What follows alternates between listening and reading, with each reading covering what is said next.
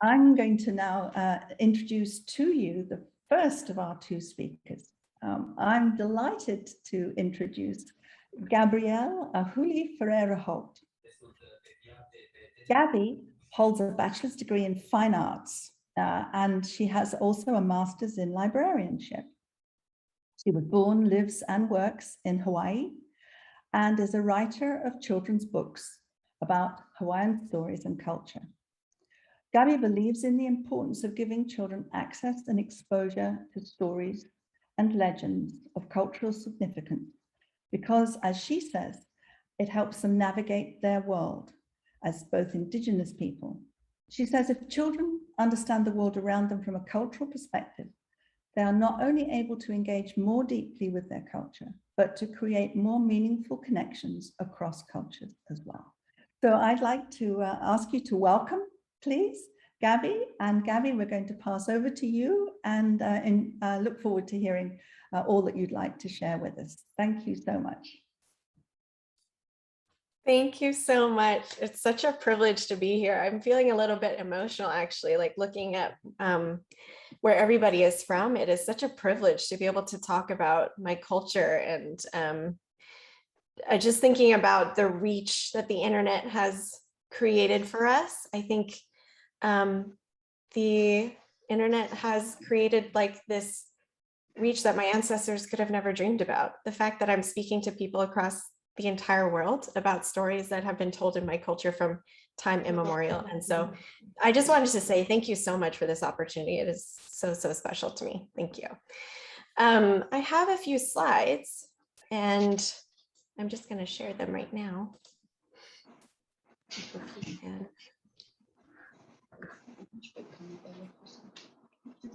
So I'm going to be talking about storytelling and kind of my journey, how I came to storytelling and what I am doing with storytelling. So I've titled my presentation, Storytelling in the Classroom, Building Cultural Literacy, Inquiry, and Social Emotional Intelligence. So here's what I'm going to talk about. I'm going to introduce myself and my journey as a storyteller. I'm going to talk about storytelling as a tool to build cultural literacy, storytelling as a method of inquiry, and storytelling as a means of self-determination and social emotional development. And my presentation is populated with images of the place that I live, which is Hawaii. And on the right here, you can see images of my books. So to start off with, I was born and raised on the island of Oahu, which is the most populated island. The image here is the view from my house. I wanted everyone to be very grounded in where I'm coming from. So this is what I see every morning. This is the place that I'm from. In Hawaiian thinking, we are descended from the land that we came to. It is a part of us. It is a part of our genealogy. And so I think it's important, not only for Indigenous people, but for everybody to be very connected to their place. So I hope that throughout the presentation, you're connected to my place. I was born and raised on this island, but the majority of my Hawaiian family is originated on another island. And so my ties to Hawaii are sort of drawn across the archipelago. English was my first and primary language. Like many Indigenous peoples, Hawaiian people's culture and language has been marginalized throughout history due to colonialism and imperialism. And I began to learn Hawaiian when I was 14 years old. My great-grandmother was a fluent Hawaiian speaker, and my grandmother grew up understanding it but not speaking it, and my father could not speak it at all. And so that is kind of just a very quick illustration within my own family of how quickly connection to culture can deteriorate, and how sometimes it is up to the individual to rediscover that connection. And for me, it was a connection through stories, really. And I published my first adaptations of my legends when I was 24. So it was a pretty long process. Besides storytelling, I am also a school librarian and a teacher at a progressive school in Hawaii. We are a John Dewey-based school. So it's actually kind of a happy accident that I'm talking to a fellow progressive school movement, because I think we have a lot in common. And I am coming to this talk with a progressive educator lens as well. So I feel like I can speak on this topic from multiple perspectives, one being cultural and like the importance of storytelling within cultures, but also like the importance of storytelling within the progressive education tradition. And they go hand in hand, really. Hawaii has a very, very rich history of progressive education. And I don't have time to go into that right now, and that's not really on topic, but something to explore maybe later. So throughout the process of writing and adapting, I wouldn't say writing actually, adapting my legends, I found that access to these legends was really limited. When I was doing my research and writing these books, I was fortunately a student at the university, and the University of Hawaii has the largest repository of Hawaiian and Pacific writing. And so it was only because I was a student there that I was granted access to many of the sources that I use for my adaptations. For example, one of my stories, I read about 15 different versions of it. And some of those versions only existed in one place, like a typewritten page stuck in a folder labeled ephemera. Some of them were written in Hawaiian. And as I said earlier, not every Hawaiian person has the privilege of speaking Hawaiian. It was through the privilege of me being able to speak Hawaiian that I was able to translate and find meaning in this particular version of the story. So I realized, access to these stories is very limited and they're somewhat gatekept. And that was kind of an interesting realization for me to come to, not only as a Hawaiian person, but as a librarian as well, who is interested in increasing access to information. And so writing these stories kind of inadvertently became a way to increase access to our stories.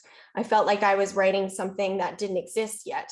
Versions of these legends did not exist for the age group that I was writing for. And so that felt like a way of increasing access and hopefully sparking interest for young children. Once they read this version as they get older, they can find more, like I did. So I wanted to start us in earnest with an olelo no e au, or a proverb. Hawaiian culture and language is very rich in these proverbs.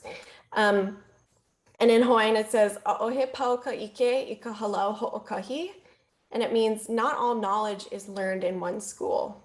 And I know as progressive educators, we all understand that completely. And so it's very interesting that historically Hawaiians knew this as well, that we can derive meaning and information from so many different sources, and stories being a very, very rich source of information.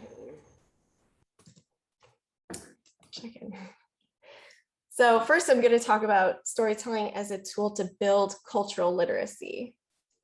And when I say cultural literacy, I mean the ability for a child or a person to traverse cultural spaces, or just spaces in general, with a cultural sensitivity and empathy, with a respect and awe for these spaces.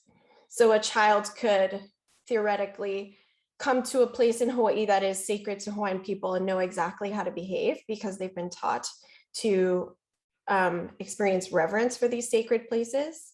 And then the very next day, go to a bon dance with their family and completely act appropriately. But it's because they've developed these empathy skills and they know something is sacred to one culture.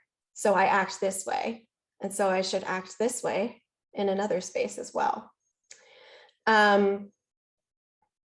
And as we know, we're living in this strange moment where things are both extremely interconnected and wildly separated.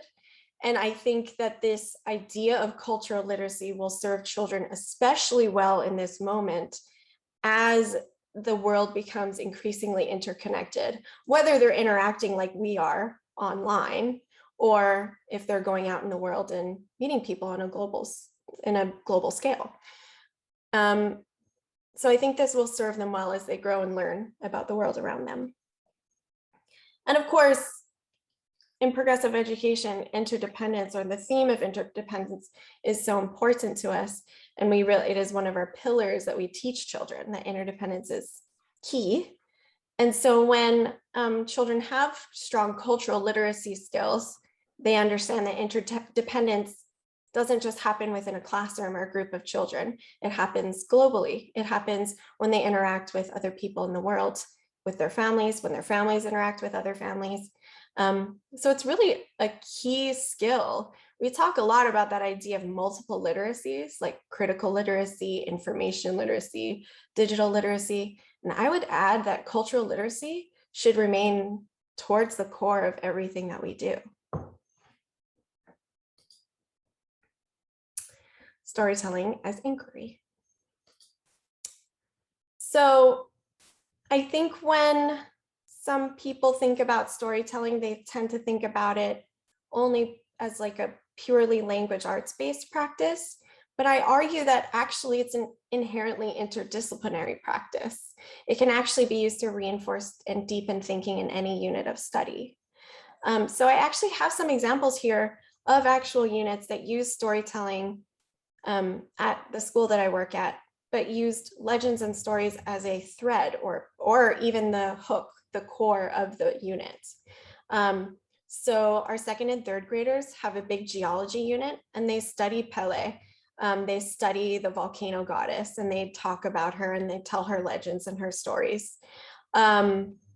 We taught a public health unit in like the history of public health in Hawaii. And we included legends and narratives of previous public health crises in Hawaii, and also legends of when we look to legends and stories and folktales in Hawaii, we find that even stories that maybe seem metaphysical, they often have like a very real world grounding detail in them. There's this really amazing legend of a woman finding the cure for Hansen's disease, but it takes a lot of context and a lot of research to figure out, oh, that's actually what they were talking about. And so I encourage people to think about ways to weave storytelling into units that maybe don't necessarily lend itself very elegantly to storytelling, but you will find that kids will always find that hook and will always it will always lead them down this path of very rich inquiry.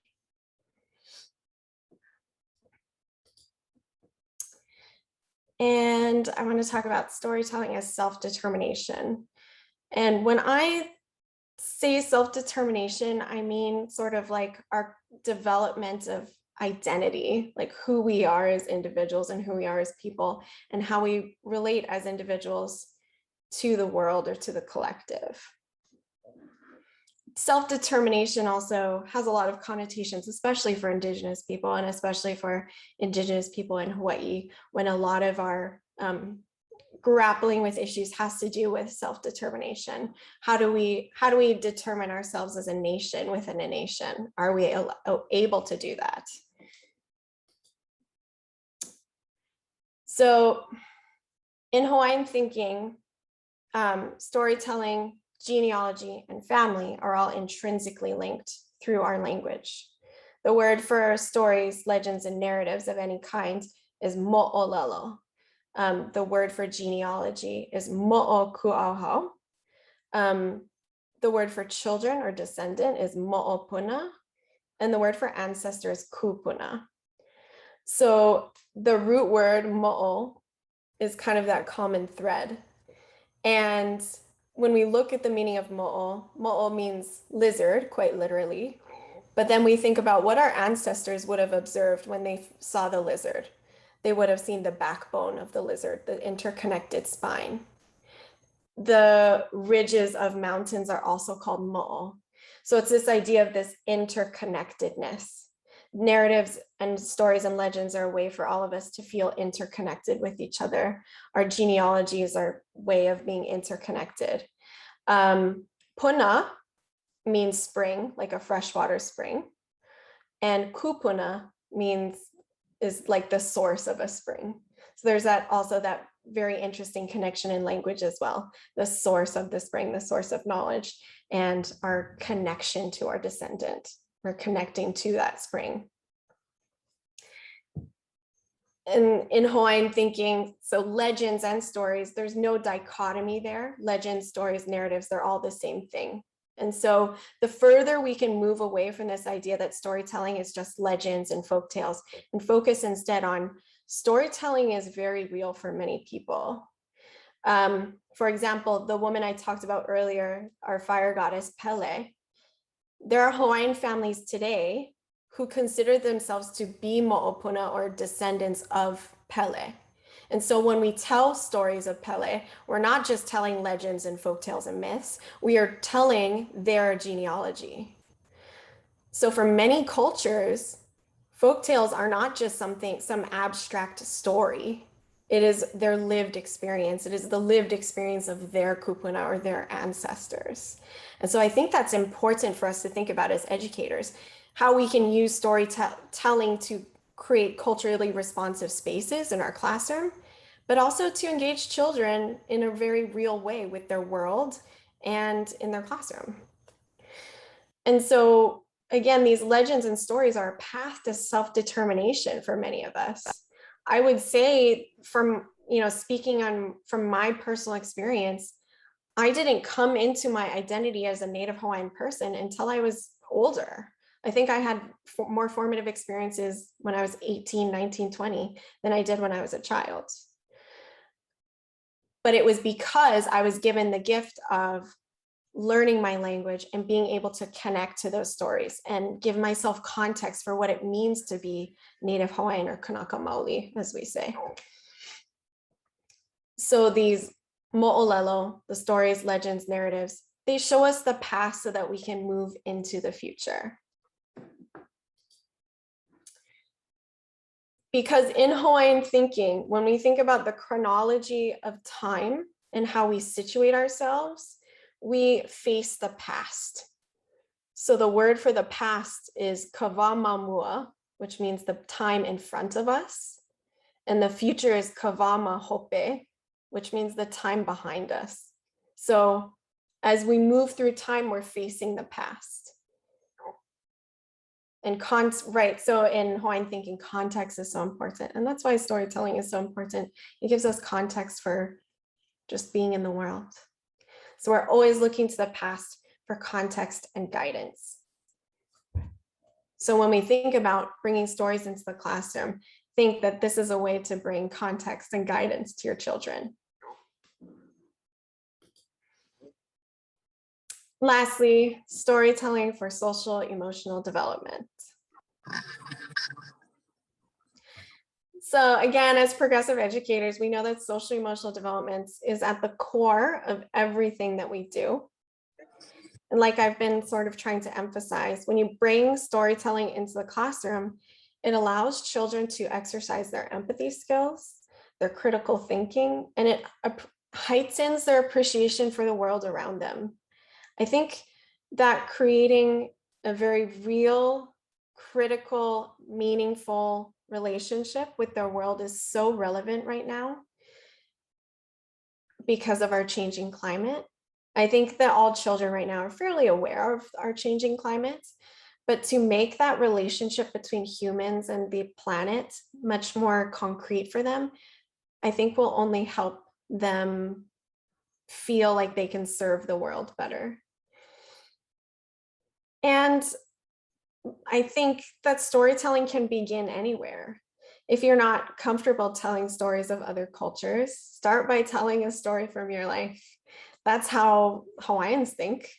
Storytelling is not just telling stories of Pele and Maui and, these demigods and supernatural things. It's also stories of families and how families have existed on the land since, who can remember when? Because the stories of the families on the land and the land are so intrinsically linked. And so it's like a double narrative in a way. So encourage children to also dig deep and find the stories within themselves. Or maybe they can talk to their grandmother, maybe they can talk to their mom, their sister, their brother, and ask them for narratives about their lives. And then they bring that into the classroom. And then it creates a very real thread of empathy, because maybe somebody else had a similar story and they've experienced the same thing. So you create this like very rich tapestry of stories in your classroom, which is very beautiful. And lastly, I wanted to end with another Olelo no Eo. And this one, Hawaiian language, I don't know if you can tell, very contextual and has a lot of double meanings.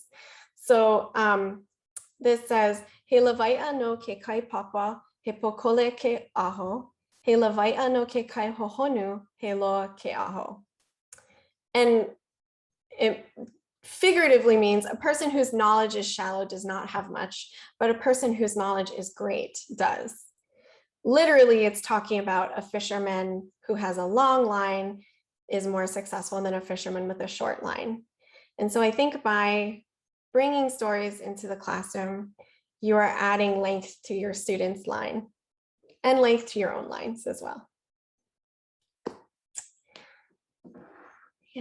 And that is all for me for now. And I thank you so much for your time. Thank you, Gabby, and thank you so much for putting so many really important ideas and issues into that incredibly powerful presentation of the origins of the storytelling and the importance of it for cultural transversing the cultural world, and how to find those stories, not just in the past but also in the present. Thank you. And so I'd like to move on now and introduce to many of you, someone that some of you will know, but not all, and that is our AMI elementary trainer, Carla Foster. Carla is an incredibly passionate storyteller. She believes very much in the power of story to convey multiple levels of interconnectedness and knowledge to children.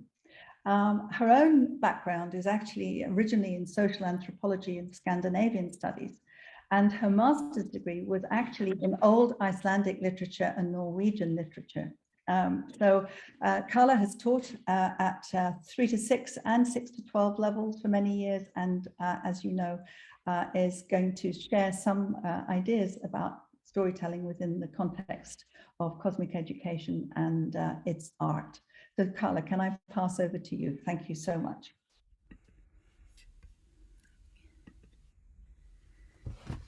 Okay. Are we all right on the technology? Yeah. Yeah, great. Thank you so much, Gabby, for starting us off. And luckily, even across 12 hours of time difference, we've been kind of thinking alike, which is always wonderful when you're doing these kinds of things.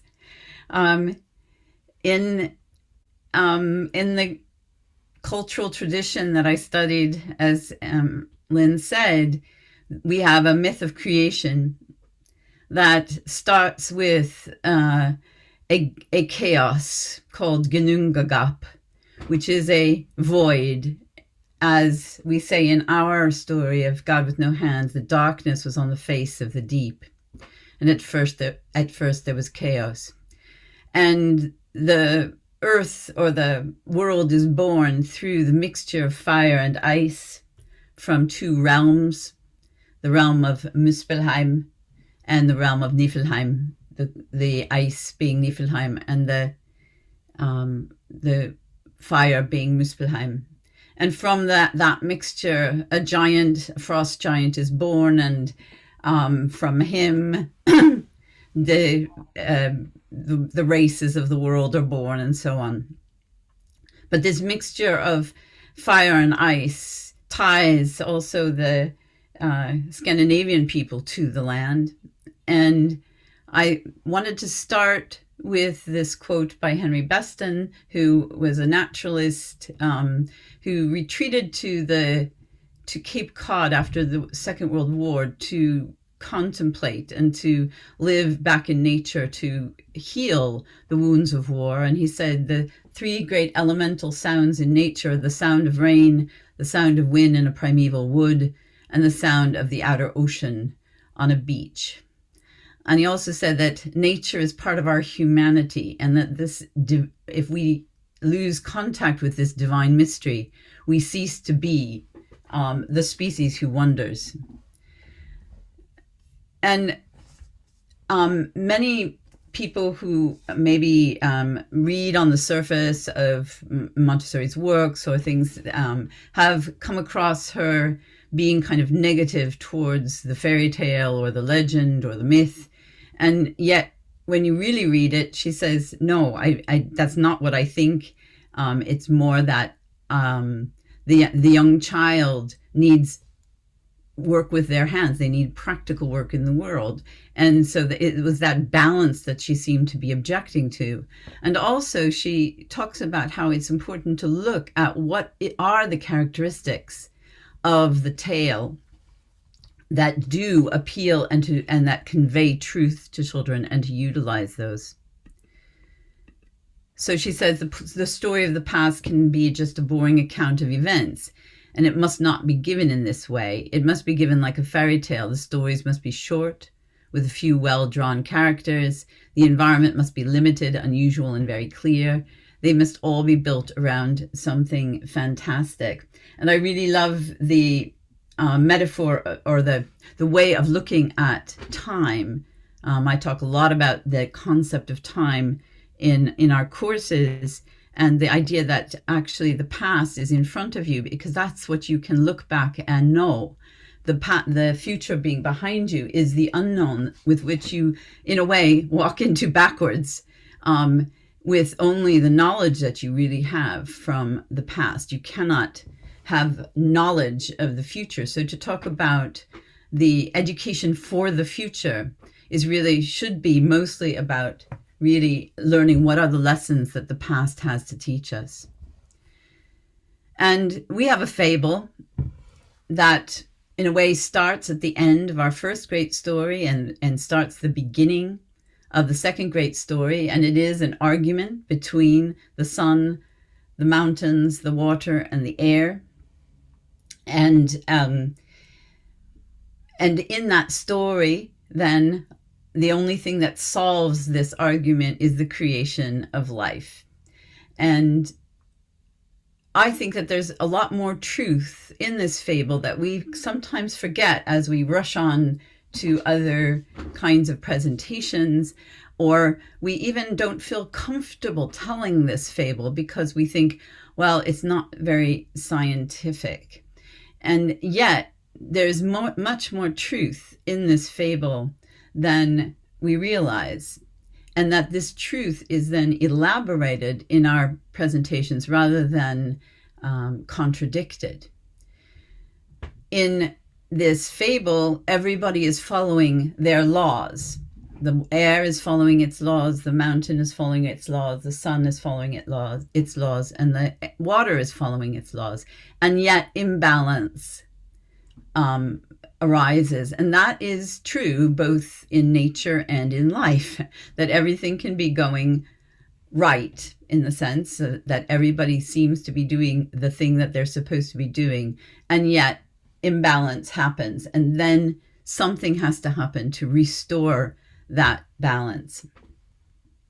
And the history of our climate on our planet is the history of these interactions between these four elements, and then also the biosphere, and that the changes in the sun, the changes in the distribution of the continents, the changes in the atmosphere, the changes in the Earth's orbit, the changes in vegetation, animal activity, and human activity are all part of what climate is.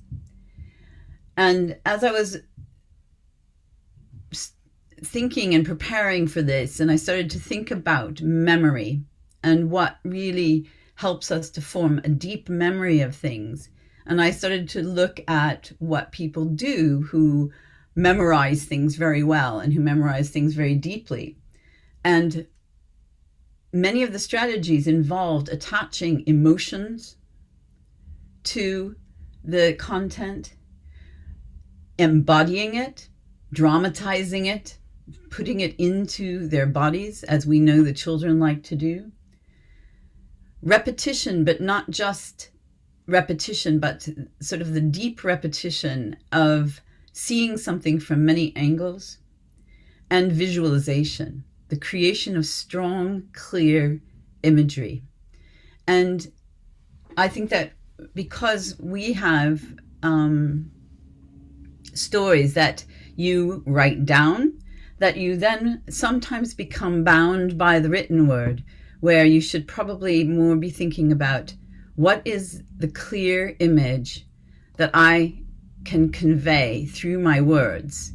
And so when we are telling stories in the classroom, my most practical advice is to act like there is no written language. Act as if you are part of an oral tradition, in which case the children are not going to go back to the written source. They need the strength of your emotion. They need the strength of your body as you tell the story, the way in which you make contact with them. They need the visualization. And that all of these things will also be important for their later literacy. When we're looking at, say, these elements, in another story we tell about orographic rain, the images that come to my mind, which allow me to tell that story without the help of any kind of manuscript, it looks something like this. There's the sun, and it is giving its light and its energy to the earth and the water. And it heats up the water and the air above it. And the warm air, its particles start to rise. And the water asks, can I have a ride? That's what I see in my head. And that is scientifically correct. The water has this tendency to jump onto the particles of water and start to be carried. And then the wind is blowing over the air, over the land or over the water, picking up this water, comes to the mountain, and also is forced to rise. And we say that the water then starts to condense and starts to create clouds. And the water says, you're getting very heavy. I'm going to have to drop you at the top of this mountain. And the mountain says, well, not our problem. You're just going to have to do what you have to do. I'm doing what I have to do. I'm sitting around being a giant solid. And then the air drops that water and keeps going over the tops of the mountains and says, see you next time, to the water, because you know they're going to meet up again at some other point. The water starts to precipitate and fall as rain. The plants grow on that side of the mountain, and it's pretty dry over on the other side. So even taking away my little conversation bubbles, the images themselves tell the story, both of the water cycle and of orographic rain, which we then combine to this chart. And then we ask the children to imagine, where in the world is this happening? Where are the mountains getting in the way of this traveling air with its water on piggyback? And we can find many places in the world, and one of them is Hawaii, where the orographic rain plays a very, very big role in the distribution of water, and therefore in the stories that are told about the windward side and the leeward side, and the way in which the vegetation is distributed And I have spent actually a lot of time on Maui also, and it's such a wonderful vision of these particular forces. And so my part of this is really to tell you as elementary teachers, but even primary teachers, because you have to actually tell some of these stories because they create a connection to place, because they create a connection to the deep history of our earth and the future of our earth. And they also have a narrative structure. And the children need to hear that narrative structure where the story has a beginning, a middle, and an end, or then it maybe starts again.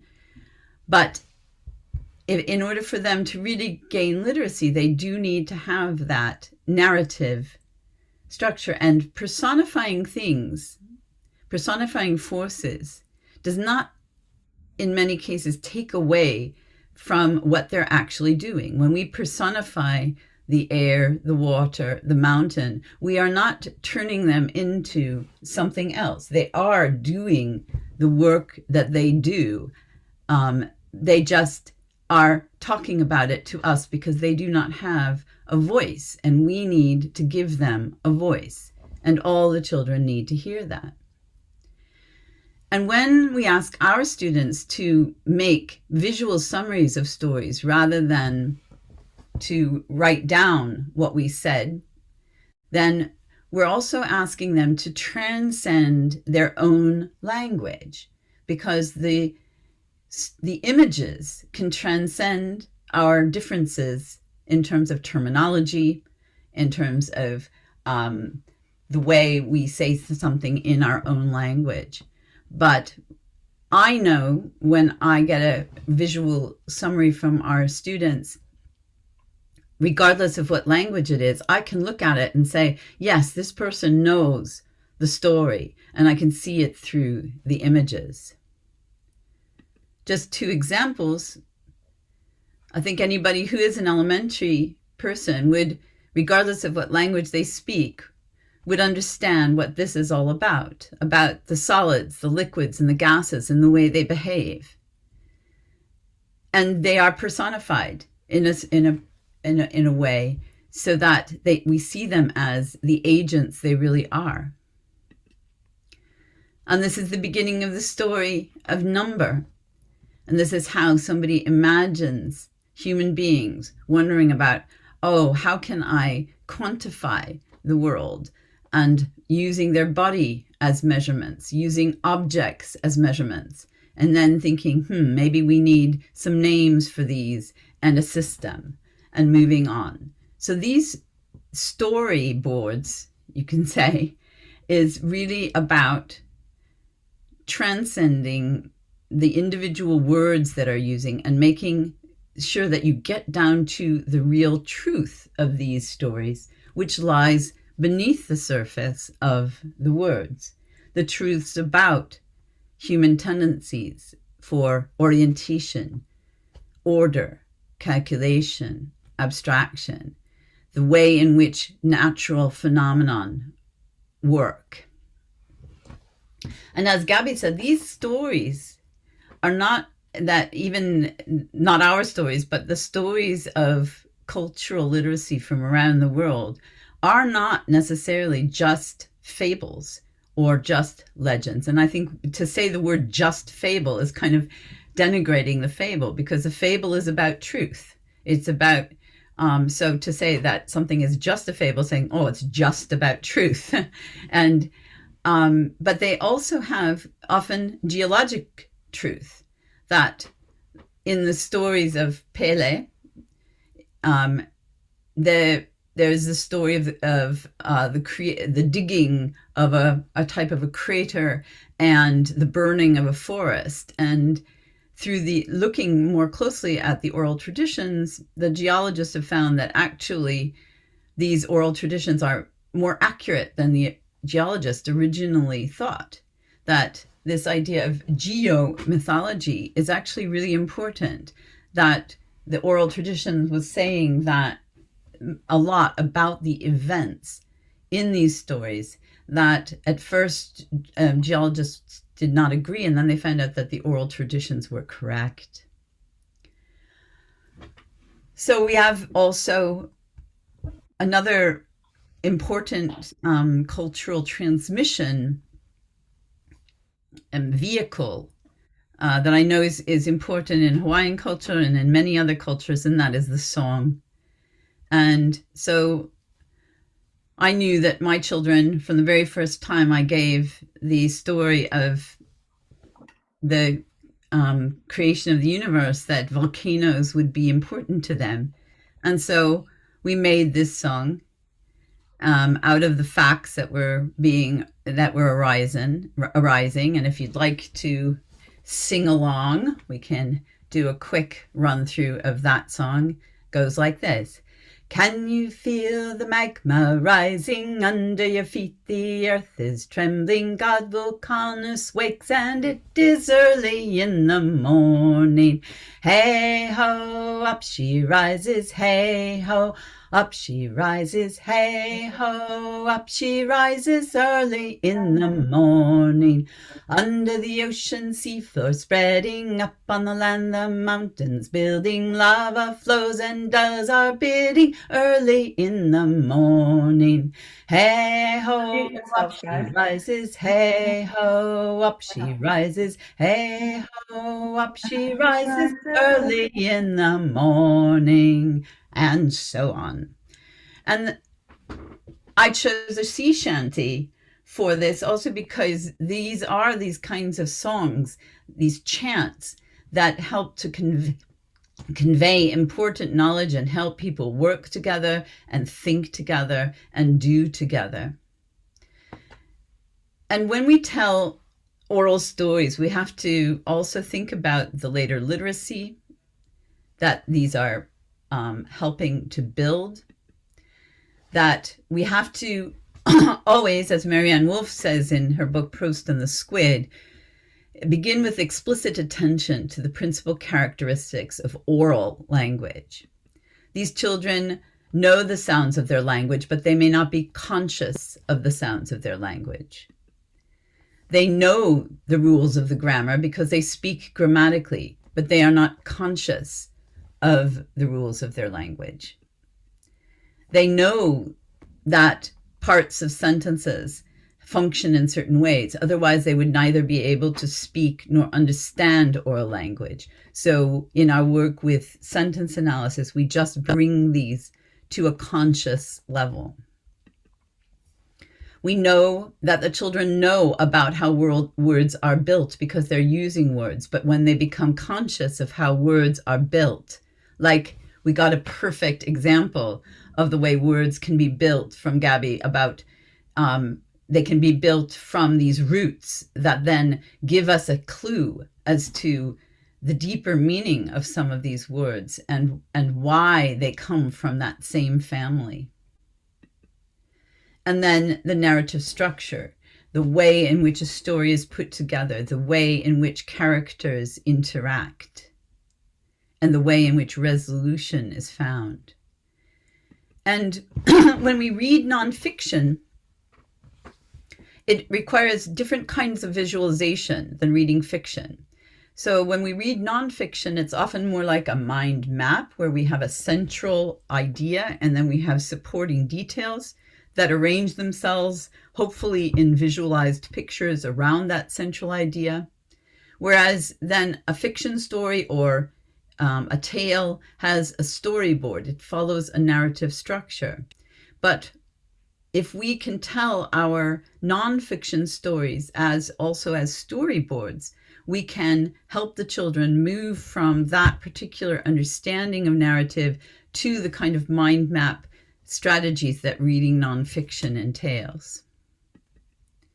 And we have to keep remembering that truth exists in both fiction and nonfiction, and maybe we should take away the idea that nonfiction is real and fiction is not, and just talk about what kind of truth is hiding in each of the kinds of stories we tell.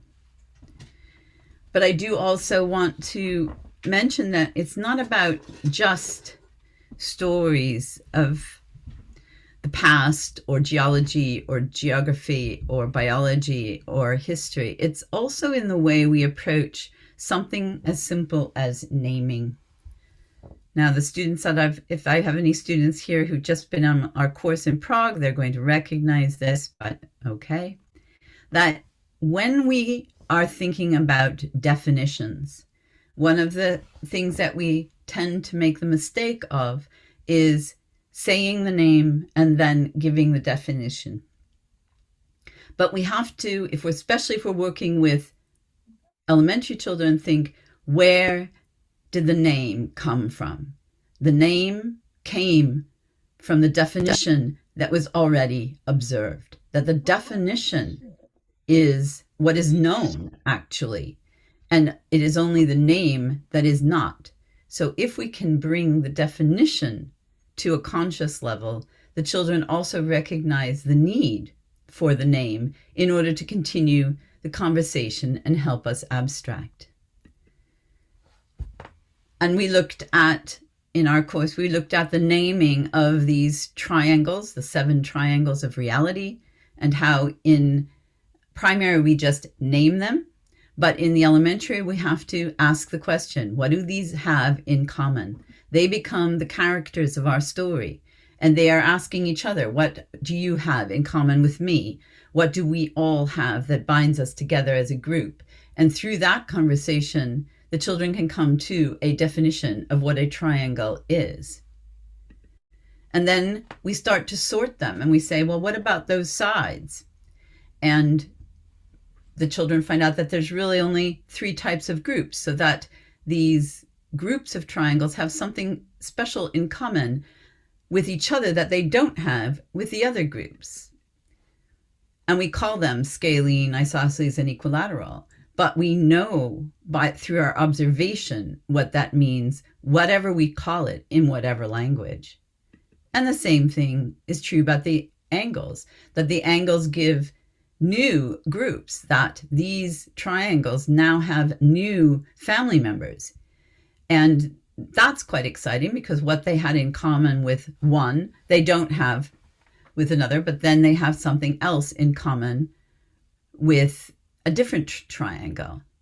And then we look at how all of these are unique as well, that each type has a unique name, a beginning, a middle, and an end, family name, and we name all of them.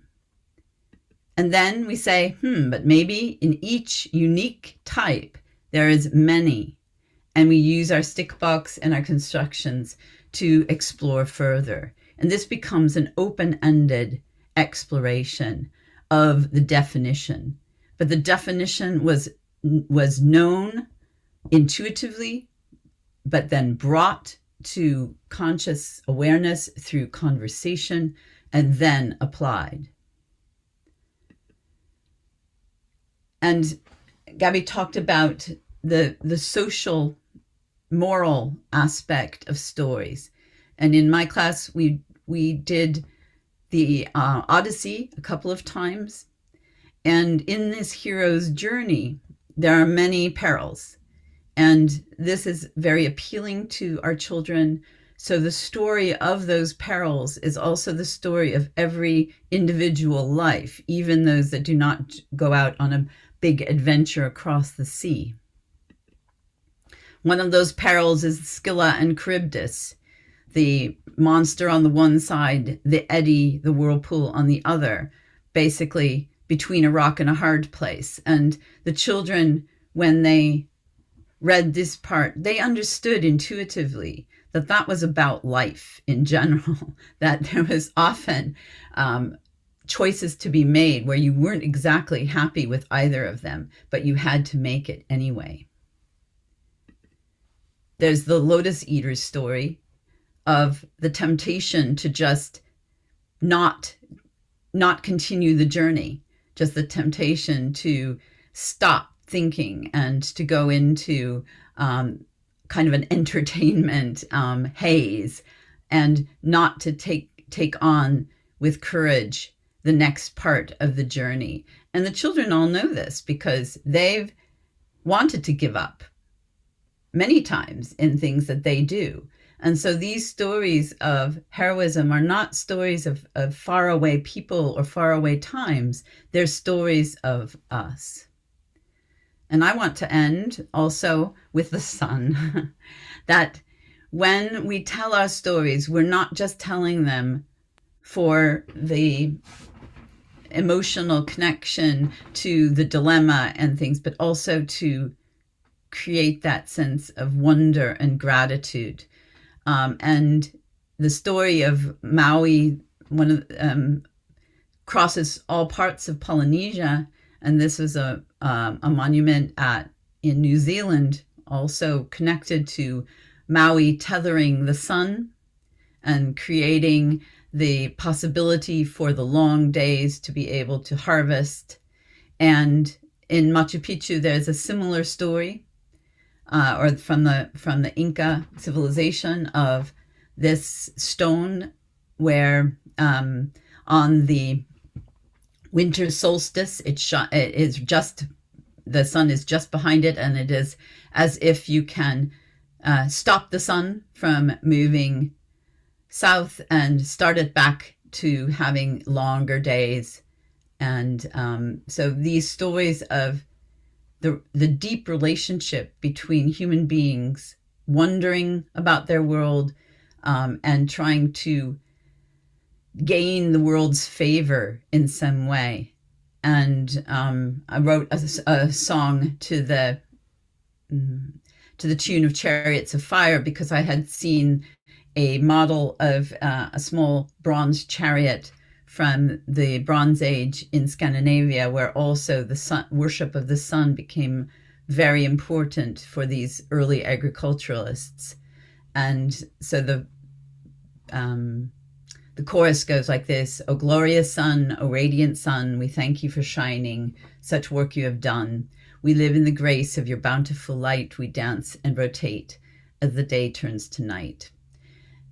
And all of our stories, whether they be the tales, are about deep knowledge, about the ways of knowing things. And this, what Gabby said, this inquiry, that ways of knowing things can be from scientific investigation, but can also be through metaphor. Thank you. Thank you so much, Carla, for that extraordinary glimpse into the wonder and the importance of personification in the stories, and also the idea that we can carry deep truths that are relevant, both looking backwards into the future and forwards into the past, and how it's not just about bringing the ancient to consciousness, but also allowing the present to be interpreted through that consciousness and through connecting with children.